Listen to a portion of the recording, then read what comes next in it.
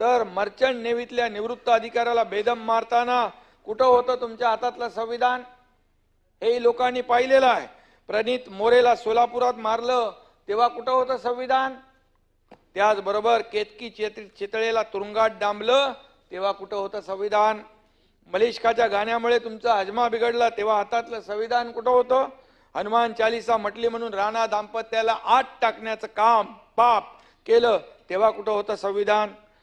खोट्या केसेस उभ्या करून या ठिकाणी नाही वाटतं दोघं इकडे आहेत, एकच आहे.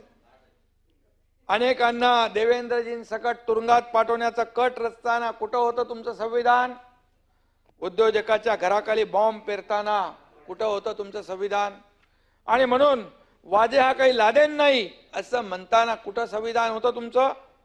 राणे साहेबांना अटक करताना संविधान आठवलं नाही?